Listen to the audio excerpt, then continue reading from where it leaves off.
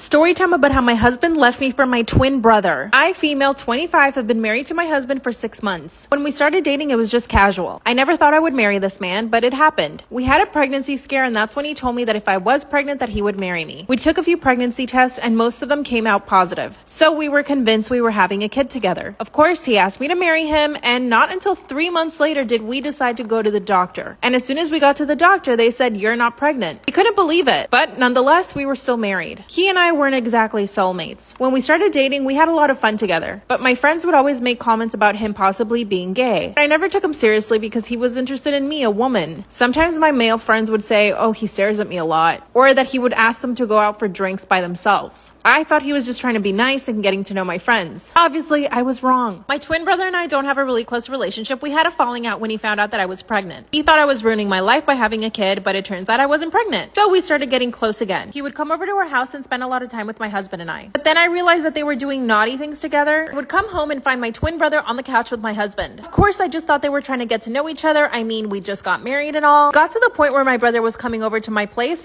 every single day. And my husband and him would hang out all day together. My husband works from home, so he's always there. I own my own business, so I'm usually not home before 3 p.m. Every time I would come home, my twin brother was already there. Actually, I told my twin brother he needed to give me and my new husband our privacy. That's when he said that I was overreacting and that he was just trying to get to know him. Then he said, "Are you jealous?" I looked him straight in the face and I said, "Why should I be jealous? You're my twin brother." Then he laughed, got up, and left my house. And just like that, I knew something was going on. In part 1, I told you guys about those friends that warned me about my husband being gay. I decided to call on my friends and ask them to tell me why they thought my husband might be gay. They gave me lists. And I started writing everything down, and everything started connecting. I'd come to the realization that I married a gay man and that he was possibly having an affair with my twin brother. I mean, could things get worse? I decided to confront my husband. What he told me literally shocked me. I confronted my husband. He told me that my brother essentially had been following him around and wouldn't leave him alone. In other words, he was putting all the blame on my brother. But instead of believing him right away, I grilled him. Started asking him questions about his past, like why he had never had a relationship before me with another woman, why all of my friends, literally all of them, thought he was gay. Of course, he denied everything, so I got on the phone and called my brother. I asked him to come over really quick, and he did. And of course, I started interrogating him too. That's when I told my husband to repeat what he had told me. But he couldn't. He looked at my brother and said, "Sorry, I told her the truth." My brother said, "Which is?" And my husband says, "You won't leave me alone and that you've been harassing me." That's when my brother tried to swing at him. Then my brother spilled all the beans. He said that on my wedding night, my husband and him made out. And that after that, my brother would come to our house after I left every single morning to be with my husband and to do all the nasty things they wanted to do to each other. My brother told me that the one who started it was my husband. I looked at my husband and he couldn't deny anything. I divorced him the next day. My now ex is trying to convince my brother to be in a relationship with him, but he doesn't want to. And my dad is hunting my ex down. Bye. 6 years ago, I switched my wife's cat with a more well-behaved lookalike.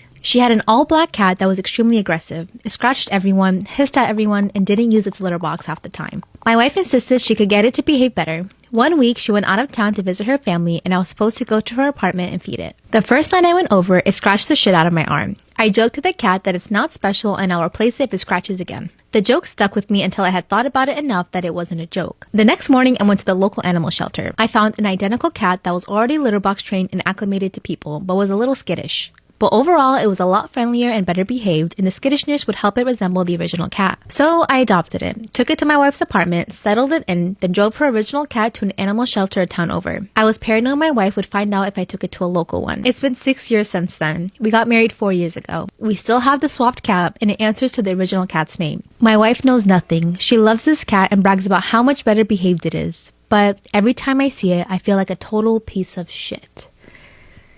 That's because you are. But you can't tell her now. It's been too long and she will literally divorce your ass. So just stay quiet. Do you guys disagree? Do you guys think you should tell her? I wouldn't. It's like one of those kind of things where it's like, it's going to do more harm than good.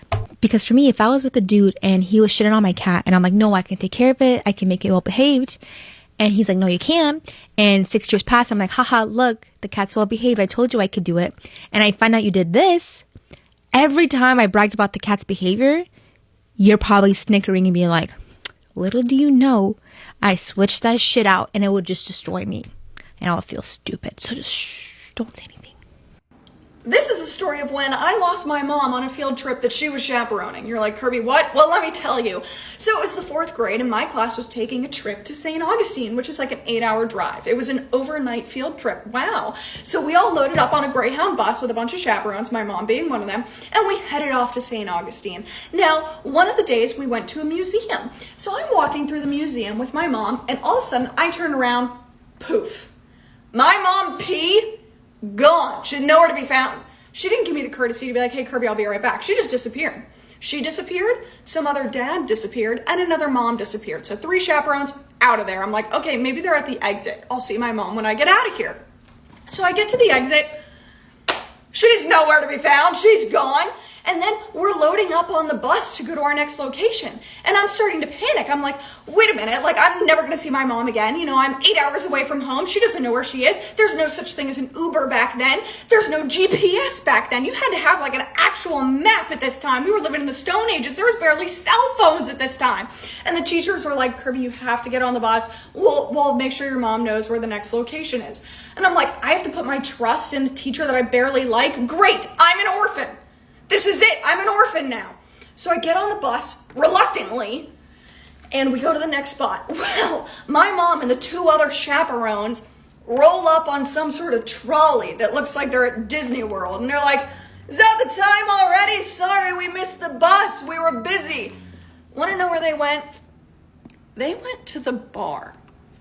My mom rallied 2 other parents who were like, you want to get a cocktail and get out of here? They dipped. They dipped out as being chaperones. They dipped out on their own children. They're like, see ya. They had to get a goddamn cocktail to survive all the museums. There's P. That's my mom, P. How do you feel about leaving your child in St. Augustine? Obviously, I found her. I found you. I found out that my fiance and I are related. I'm not sure how to deal with this. To make a very long story short, my mother had me very young. She was 16 and her boyfriend was 14. My grandparents were incredibly pissed at her and sent her to her aunt and uncles to have the baby in another state. A few months later I was born, and not long after my grandparents moved to join my mom in my home state. My mom never heard from my dad again, and at the time, it was much harder for them to stay in touch. I never knew him, and since I have a good relationship with my stepdad, I never really cared to. Fast forward to 2007. I end up going to college in a city near my mom's hometown. I ended up staying in the area. In 2015 I started working at a new job. This is where I met Mike. Mike and I really hit it off. He helped train me when I was starting out, and we became good friends. He was a bit older than me, but we had a lot in common, and things got pretty serious between us. In 2018, we started taking our relationship to the next level, and in early 2019 we moved in together. I got to meet his daughters, he's divorced, and we developed a good relationship. I was embraced by his entire family with open arms, and he proposed to me Christmas of 2020. I was thrilled. Now, I had yet to introduce Mike to my family. We were both busy and broke between 2018 to 2020. Then the world ended, and we both ended up losing our jobs at different points in the year. My stepdad is a high risk, so I've been hesitant to make the trip to my home state to visit, but we finally made the decision to do so a few weeks ago. We are all vaccinated, and both Mike and my parents are currently working from home. We get to my parents' house. I introduce Mike to my family. Stepdad and sisters are welcoming, but my mother looks like she's about to faint. I ask her what's wrong, and she takes me into the kitchen to talk. She starts grilling me about him, about his family. She then drops it on me. She recognizes him as her teenage sweetheart, her baby daddy. Mike was my biological father. My mom always wanted to have a pretty daughter, but instead, she gave birth to me, an ugly-looking girl with a really big and crooked nose. To make things worse, my mom lived in complete denial and convinced herself somehow that I was extremely gorgeous, and that I could become a supermodel one day if I just tried hard enough. That's why she forced me to wear makeup to school ever since I was in 1st grade. I can't tell you how awful it was, especially because the other girls in my class constantly made fun of it. She puts on makeup to look prettier than us. Oops, someone should tell her that it didn't work. She still looks like Shrek. Finally, I had enough of being bullied. I told my mom, I don't want to wear your stupid makeup anymore. I hate it. But sweetie, how are you ever going to find a husband if you look ugly? Don't you want to have kids one day? She said that to me even though I was only 9 years old. I think her plan was to make me feel insecure and ugly, so I would put more effort into looking pretty. My mom's biggest obsession were beauty pageants after all. Once a month she would take me to another city, put me into a ridiculous looking costume, and make me go on stage. I can't put into words how much I hated those competitions. The other mothers always stared at me with a face like, "What is this ugly girl doing on stage? Get her off." Meanwhile, my mom would scream as loud as she could, Smile more! Smile more! One time on stage, I got asked, "What makes you different from the other girls?" And I should have responded, "What makes me different is that I'm ugly." But I didn't want to embarrass my mom in front of the other mothers. So instead, I said, "I am probably the only girl participating in this contest that hasn't had a boyfriend yet." The judges all started laughing, but the mothers of the other girls were super offended. They acted as if I had called their daughters whores. That's what's so creepy about beauty pageants for children. All the moms think their daughter is the prettiest and most perfect girl in the world. And meanwhile, they use every chance they get to trash talk the daughters of other moms. I once even overheard a mom say, Did you see that girl in the blue dress? "She was so ugly. Next time she should wear a paper bag over her head." It was such a toxic environment, and I desperately wanted to get out of it.